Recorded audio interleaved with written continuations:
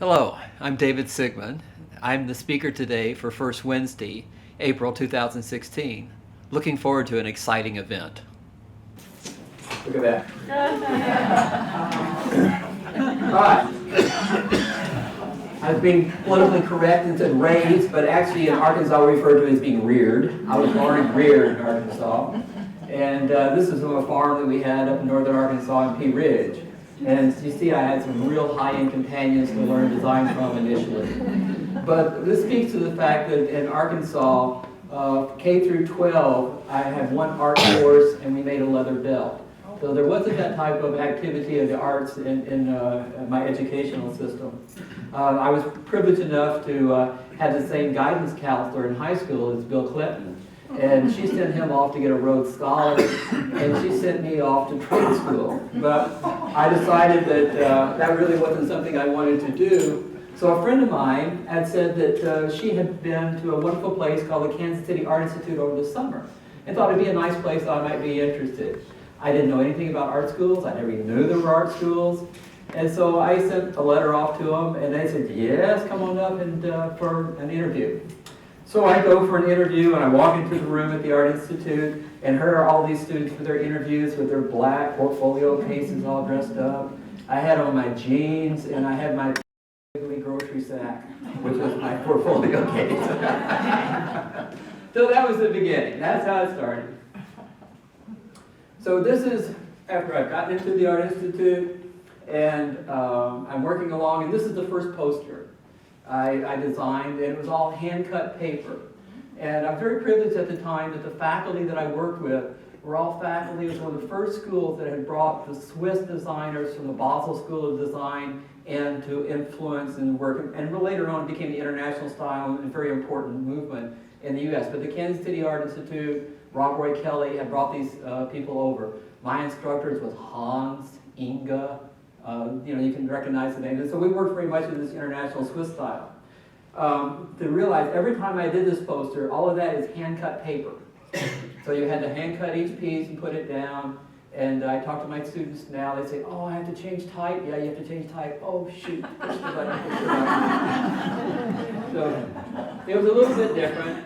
We had another competition, and this was one that I did and actually was printed. It was the catalog cover for the Kansas City Civic Ballet, and I didn't get the poster. I was kind of runner-up, and I got this, but you can still see the paste-down paper from the pieces. This is how we did type, and you did it letter by letter. So I went into the Art Institute, kind of a nice young man coming out of Arkansas, clean cut, burr haircut from working and playing football and that sort of stuff. And then I graduated. Yes, and here is biker designer. Scared women and children on the street. But yeah, this is after a few years at the Art Institute, and had a really great time, enjoyed myself. A great education. I was real privileged to be there. But I was hired in my first position. I cleaned up enough to get a real job. And here I am at the Hopkins Center at Dartmouth College. And the Hopkins Center is a lot like Lincoln Center. It has the same arches, et cetera, et cetera. And so I was really excited to be here. Now you're asking, why would anybody do this? All right. This was a great career for a first job, because not only did I get to design the posters, I also got to put together the films, put together the silkscreen for them, and then print them. And so I did 3 or 4 a week, and then 4 or 5 colors, and then about 100 to 150 a run. So you carried it the entire way through, the entire process from design to final production. So it was a great opportunity. And these screens were very large, the 30 by 40 were the posters.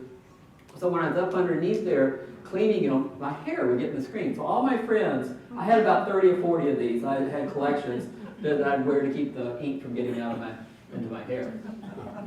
So this is a series of these posters. There's lots of them. I just picked a handful to kind of show you the idea. This is the Dartmouth, and these would come out every for the series each month for what was happening in the Hopkins Center. And this is the Chicago Symphony came and George Solti, and they asked me to do, after this one, they asked me to do one for Sir George Solti, and I had it, but the problem is, this is not white paper. This is actually foil, silver foil. And so when you photograph it, it really reflective. And so I could photograph this one. I couldn't photograph the Salty. It just doesn't show up. And I do theater pieces, guides and dolls. But again, this was all hand-drawn, hand-cut. Each type was set letter by letter. We had an old typographer, and you said each one. So there wasn't any ordering, send it out, and they send you all the copy. You did each one by one, and you pasted it up, put it together. And this will speak to the time. This is Delaney and Bonnie, Billy Preston. And here's the warm-up group, Loggins and Messina. But it was a great opportunity because I got to meet a lot of these people. I had a poster signed by Cat Stevens that I did for them, and so it was a kind of a fun time to do it. But here's all this wonderful 70s graphics, and I had a great time doing these. This is a very simple. Sometimes the event, I find myself doing what I thought was a better design for some of the smaller events than I did some of the major ones. Now you would love this. This is the Wheaton Twins and the Spitzwicks from Yale. So this was an interesting group that came in, and there's a Springsteen. Now, while I was doing this, there got to be a real problem because people started collecting the posters. And so they put the posters up all over New Hampshire and around regional areas, and they were stealing them. So they ended up having to build boxes to put, and they had to end up putting these things in glass cases. Here's one. Here's a typographic nightmare. If you can imagine setting each one of these characters one by one and then putting it back together again, and the idea is reflecting back into the imagery here. Now, I want to talk a little bit. As you see, as I go along, you're going to find out that the Arkansas comes out a little bit more. While I didn't have a lot of art courses, we had a lot of storytelling. Southerners are great at storytelling. I had a grandfather that was the greatest storyteller in the world. So as time goes along, I move away from, and I'll just see it later, from the more type of image generation to more of a storytelling with the posters, which I found to be much more successful. Here's one in the Mikado. This is kind of the beginning, a little bit of working with the Mikado and Gilbert and Sullivan, and kind of starting to tell a little bit of a story there. And then I was also very experimental. This is what you call the fountain. Here's the silk screen. The image that's in the screen is the black. And so what I would do, I'd take the same screen and I'd just put in multiple colors. And then I'd screen it down, and then I'd lay the black over the top. So that meant each one of these posters was an individual image, and kind of was the same sort of thing. So, and this was, again, I was much more interested in image generation, and the typographic sometimes was kind of a much more a secondary sort of thought that I would put down here. And that goes back and forth about how I feel about what I'm doing. And then sometimes I really try to find that good, even sort of feel. These were the more experimental posters I was doing. I mean, there's a class of posters that I wanted to do at that time that provided information to an audience. It was, again, trying to attract an audience to an event, so I tried to appeal for that. And then sometimes I refer to these as my ego posters. These are things that I wanted to do because I thought they were interesting. And I was working with this jazz musician, Robert Northern, who always said, "David, you got to call me Brother R." And so I did 2 or 3 for that. Last one you saw was also for Robert Northern. And then this is probably my more aggressive. I was really starting to get into some interesting typography. I don't know if any of you are dance, but Pilobolus, this is Pilobolus right there. They were just starting.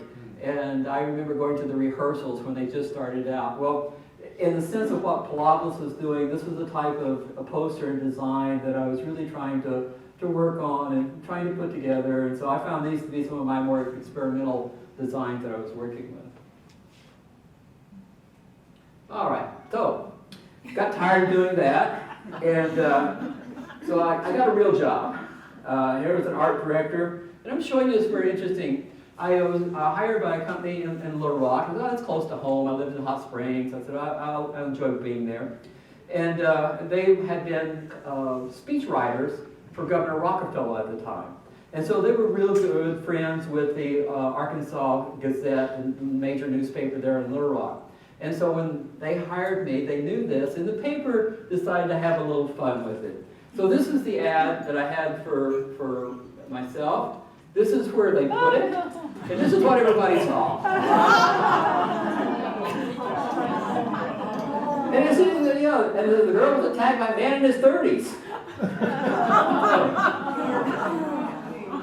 But after they let me go, I got back to designing, and these are some of the things that I did for Weyerhaeuser.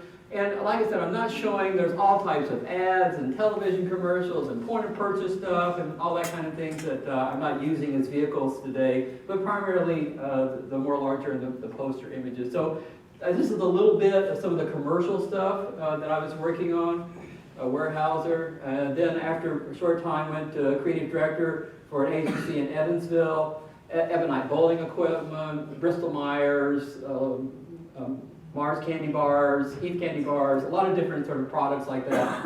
But I thought you'd enjoy this. If you just envision this turned upside down, that's how the photograph was shot.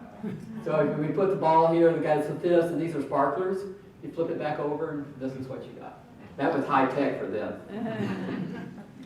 So now we're moving along. So these are some other kind of things, posters for the Evansville Philharmonic. Now I'm starting to do a little bit more of the storytelling. I'm starting to work with the imagery and trying to put together designs that are trying to, I wasn't real confident in my audience, so I said, oh, 1, 2, 3, now figure it out. Okay, so it's an ampersand, there's a horn, and it ends up being a table. After they got comfortable with that, we finally did this poster, which worked for them. It's a very simple sort of design, but again, this is much more the commercial world that I was in. I have things with Hank Williams Jr. and Terry Bradshaw for Red Man Chewing Tobacco, a product I never tried. I tried all my products. Red Man Chewing Tobacco was one that just never could get to. So at this time now, I think I'm moving in to Purdue. And well, what had happened, this is a really funny story. Much like just finding out about the Kansas City Art Institute, I had been working as the creative director, and I'd just been hired by another design firm to be the creative director there. And then all of a sudden, I had sent a letter or joined a little organization called College Art Association. I knew nothing about it. I did that because I had interns in the agency and I wanted to know more about the colleges. So they sent me this long form to fill out. I filled out the form and mailed it back to them. Then all of a sudden I got a letter from this place called Purdue University. I have to apologize. I didn't know where Purdue was. And so they asked if I'd like to come for an interview, and I said no.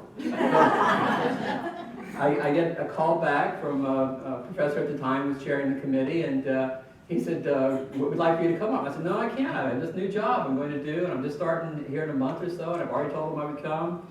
And big office, fireplace, conference room, special parking, really nice facilities, and really a nice position.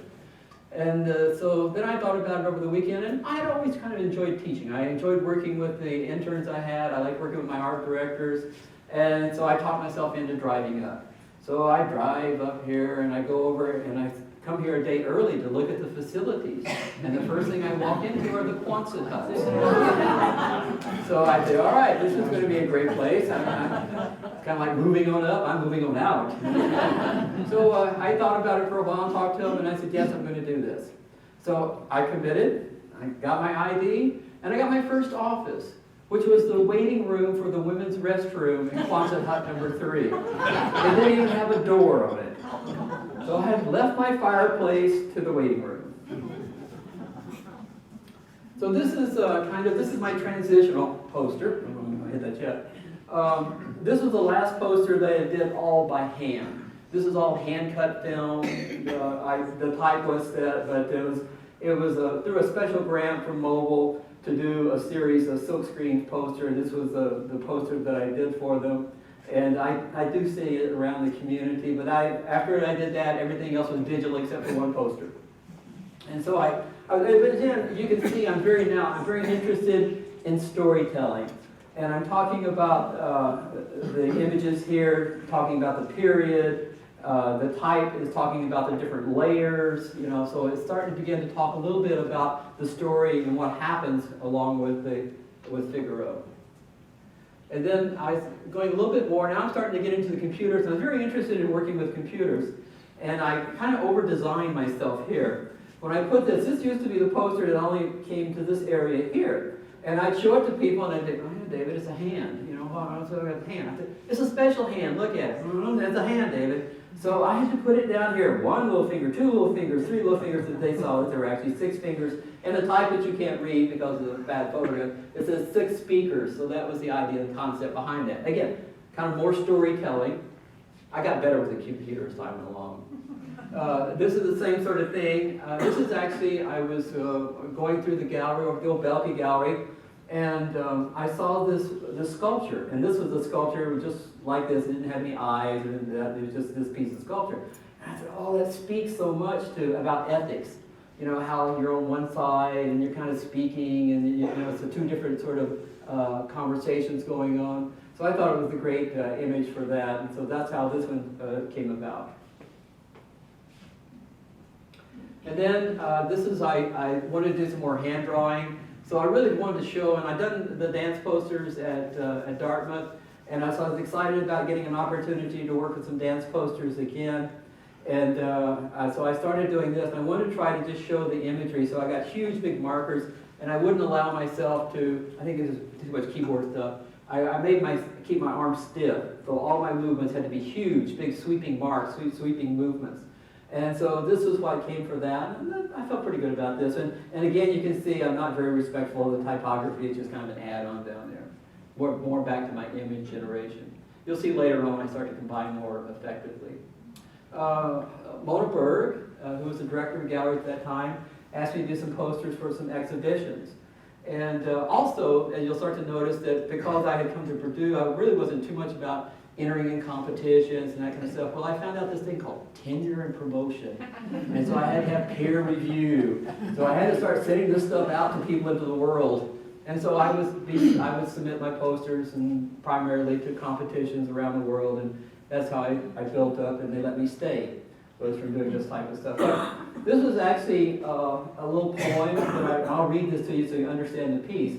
It says, I drew arrows on my body to show the blood which way to flow. I drew a hole, nothing came out, I washed it off. And I know that sounds pretty strange, but the idea behind that is, really in design, we're illusionists. You know, the arrows and stuff, really, we can't make anybody do anything. We can give you the opportunity and imply or try to manipulate you to do something, but in actuality, we really don't have that control. And that's kind of what that was speaking to in that piece.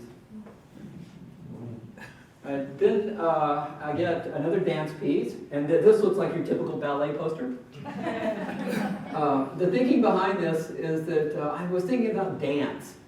I was thinking about how did dance happen? You know, who was that first person that got up and stomped around the fire? You know, and kind of had some rhythm. What was that bit like? How primitive was that? So I wanted to find this very primitive sort of feel to the imagery, but I also wanted to give it this movement. So that's why I got my little monster man here, and the movement, the very primitive sort of thing, and he's stamping down the type. Again, I'm still hiding the type down here, really poster. And this is also very kind of European. At this time, a lot of European posters, a big image. Type is not quite as dominant as some of the later pieces. So these started coming out, and I was very pleased. Library of Congress asked for pieces, several of them, so they went into there. Now, again, Mona asked me to design a poster, and this was for a Van Gogh exhibit, or Van Gogh, and the image and the title, all I get was the title. And I think it was Van Gogh's Ear and Other Illusions. So I thought about this. I said, you know, we all know the Van Gogh story. We all know how, you know, cut the ear off the prostitute. I said, how would that story change if there were different appendages? How would it be, and what would that story be like? So I gave people the opportunity to make up their own stories. So I selected a group of appendages and put a razor down there. Now, I realized this is very controversial, and so we had a lot of, and Mona was good with it, she allowed me to do it. And then I found out that the state of Indiana had this law that even the showing of the buttocks was considered to be, you could be prosecuted. And they had actually even prosecuted a man somewhere in southern Indiana that had a concrete statue of the David out in his front yard. So they're very, very true about this. So I figured I kind of, but you know, if you're doing it for educational purposes or something, so it hung in the gallery, both of them hung side by side, and it did get a lot of recognition. And I'm always pleased that Purdue and the administration kind of stood behind, well, let me say, maybe way behind me on this project. I think Tom, where's Tom Adler? He's, yeah, Tom remembers this. As he said, we almost all went away. Okay. So thinking again, this is getting more back into the storytelling. And I'm very interested here in talking about technology. And I want to talk about technology in the sense of what's happening. Where are we in that world? And I wanted to use a very common sort of imagery. So I use a toaster. And if you think about, could you imagine your toaster actually having the capacity to communicate or even actually maybe be a little smarter than you are? How are we going to live in that world? What is that world going to be like when we have inanimate objects that we're used to living with that have some type of human quality to them? And so that's the reason. And I thought I'd borrow something from history, Bizarre's quote, and use that. But down here at the bottom is really what I was talking about. And it says, my toaster, let me say, my companion, my lover, my world. And so that was the relationship that you would have with this toaster, which is really kind of a strange thing. This was a poster, there were 20 international designers requested to design a poster, and I think this was exhibited in Shanghai. Again, back into the dance. Now, there's a period here where I didn't send a whole lot of stuff into competitions because they decided they wanted to build this visual and performing arts center. And they needed somebody to run around and make sure that the hooks were in the right place, the doors hung. And so I got to do that for 3 or 4 years. And so it kind of put a little squelch on some of my design and my competitions. But here, again, I'm starting to working with illusion. You can see these are our flat world sort of pieces. Most everything you've seen so far, I'm still drawing. I'm still doing the flat world. The typography is, again, supporting but not an integral part of the design. And so I said, okay, I got to do this. I have to start working with type. And so this was a poster they did all using typography for a visiting dancer. And again, I wish I had sent this in, but I just did them and put them up on my wall, lived with them for a while, and went on. But I wanted to talk about the movement of the dance and again, address it, which is a typographic solution. Same thing, sort of thing here. And again, this is accident. I'll talk very quickly about accident. We couldn't actually print the posters out full, so we had to tile them. And what tiling means is you put them together, and I didn't paste it up together real quick, I was just trying to see how it looked. And I ended up with all these kinds of white areas, and I took it into my class to show it to them. And I was talking about what I was doing and why I was doing it, and I'm sticking it up on the wall, and I'm looking at it, and I kind of like that. So I kept it. So that was a nice accident. And I teach, you have to learn to find accidents and see them when they're happening, because they can be very good for you. Again, more storytelling. Now, when you look at this, it just looks like a crowd of images, but in talking with Carol, my wife, who did a much better presentation last month, puppets and dancers, she has props. So we were talking about it, and this is kind of how, because we always talk about how things are going when she's doing a performance. So what happens is, in a choreographed piece, they'll look at it, and they'll have 2 or 3 things. Maybe the first week, they're working on some movements, and maybe they'll find 1 or 2 pieces of movements that they like. And they'll keep that. The next week, they do 2 more. So if you go down and you see all the purple people, those are the movements that are actually end up making up the dance. So this whole poster is about the selection and choreography. How do you develop choreography? I bought a camera. And so now I really decided to, wanted to use more imagery, develop more photography, and especially since I started to really focus mostly on the dance. And so I began to use photography and began to try to find images that could express things that I could not express with the mark making that I could do. So this is probably the most extreme one, and since I enjoyed the movement in this and I thought it worked out, I would photograph the 2 nights, the tech night and the dress rehearsal before the performance twice a year. And then I really decided to start working with type.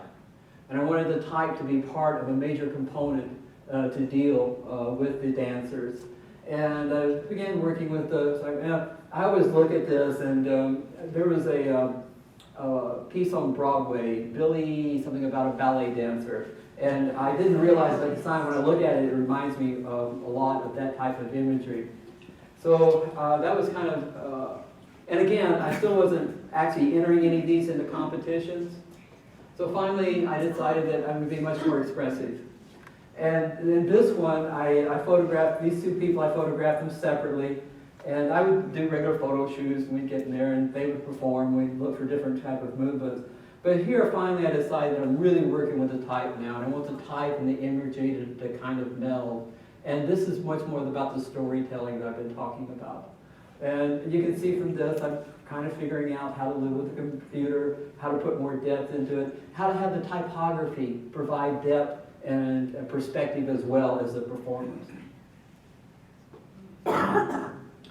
Simple little thing. This was a very quick one, but I kind of showed how just a couple simple little movements here with the type and the arm kind of makes it more alive, gives it more depth. And here, in the sense that I really wanted to talk about kind of a period, and I wanted to talk about dance without showing dance. I wanted to talk about the feeling, the theatrical quality of it. So I really had to talk about, you know, this face. It even has this glitch that comes across here. It's just, this is kind of it attracts you, pulls you right in. And I wanted it to pull you in past the typography, so I used a very thin font, laid it over the top of it. And it worked out fairly well. I was really comfortable with this. So then I decided, okay, I'll start going back into competitions again. And I said, well, I don't want to do a whole bunch of them, so I only do one. I enter into Graphis every year, their poster annual, and I have a couple of them where you can see kind of what that's like. And to me, this is probably the most difficult competition that you can have. I have a colleague, Lee Zhang is here. Lee owns Graphis. She has so many posters in there, and she has her own volume. But my goal is to try to get close to her activity. So I started doing these, and again, I'm trying to talk about the illusion. This was just one dancer in a group of about 5 or 6. And so after shooting, I usually do about 500 to 600 images, and I download them, and I go through, and I'll find this one image in here. And it was, just here was the floor, but I wanted to give this sense of balance with the type. I also wanted to use the sense of the hands with the space with the page. And so that talks about really, and especially this beautiful movement that this person has. It's just such an attractive image to work with. That helps me a lot as these great dancers and performers to work with. Same sort of thing here. Again, you can see that trying to provide a sense of depth with the type, the kind of dramatics and the explosiveness of the performer and the dancer. And I don't think you always have to see. It's really funny, on the one, I show you the face, on the other one, I don't. Each design, each poster, I mean, you can start to see some transition of style, but I try to approach each idea, or let it bring about its own concept. Let it tell me what to do. And I want to look at it, and I want to see what's coming out of it, but I don't want to say, well, I don't always do things like this, so I have to put it in this box. So you'll find that they usually kind of jump around. They're very different. But here I was very interested in what was happening with the performer. And I got a great critique one day when Steve Visser walked in the office and said, you need to fix the floor. So I fixed the floor, worked on it a little bit there, a good comment. I usually hang them in my office. I get great feedback that way. We're getting close here. All right, this is the last one. The last one I'll show you for today. And I just finished this one. I just got an email from Graphis to send them a high-res file for printing. So it's going to be in the 2017 issue, I think, of the Graphis. So I was pleased with that. But between this poster and that first one I showed you, it was 48 years. I'm tired. So thank you for your patience and your interest, and I'll take any questions that you might have about this, but it's been a pleasure to share some of my work and ideas with you. Thank you.